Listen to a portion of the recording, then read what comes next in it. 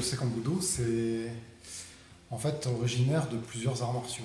Mon père et mon grand-père avant lui avaient travaillé avec les maîtres créateurs des grands arts martiaux.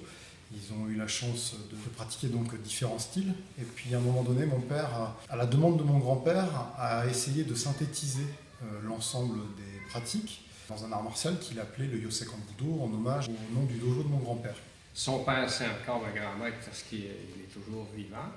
Son grand-père, c'était un grand maître reconnu mondialement. Et son arrière-grand-père faisait partie des familles des samouraïs. Ce qu'on reçoit comme enseignement, c'est pas des arts martiaux dilués, ça provient directement de la source.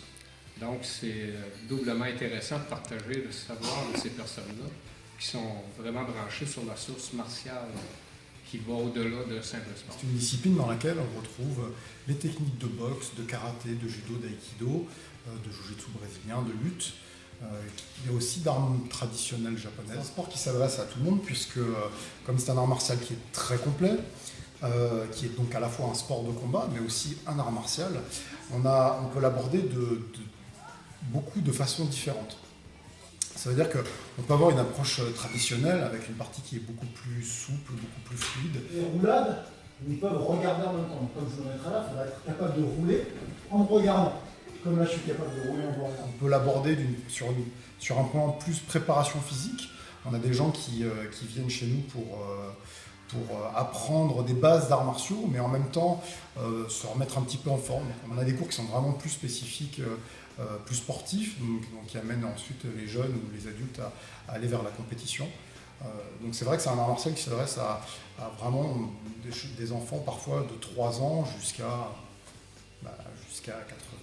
Il n'y a pas d'âge en fait. Je ne me déplace pas seulement pour partager mon savoir, mais je me déplace aussi pour me nourrir du savoir des autres. C'est un échange qui se passe. C'est-à-dire qu'en effet, je viens ici et je viens montrer peut-être certaines évolutions, certains changements de la pratique, mais en même temps, quand je viens dans différents pays du monde, ça me permet toujours d'aborder des pratiques qui sont parfois un tout petit peu différentes de celles que je vois chez moi en France. Tout le monde a un petit peu sa propre spécificité, donc moi aussi j'apprends. J'apprends en me déplaçant. Donc c'est une des choses que j'aime le plus finalement, c'est d'abord de pouvoir partager avec les autres une vision et une pratique. Et après, au Canada, comme partout ailleurs, en fait, j'aime voyager, j'aime rencontrer les gens. Et puis le Yosei Kambudo, même si c'est une discipline qui est dans une 40aine de pays maintenant, ça reste une grande famille où on aime tous se retrouver. Donc on se retrouve souvent pour le stage international d'été qu'il y a lieu en France. Tout le monde ne peut pas se déplacer, donc nous aussi on essaie de se déplacer ailleurs. Et je ne suis pas le seul expert, on a beaucoup à se déplacer à travers le monde. Et on en profite justement quand Michi nous rend visite pour corriger ce qu'on a corrigé, mais en même temps, c'est une belle échange.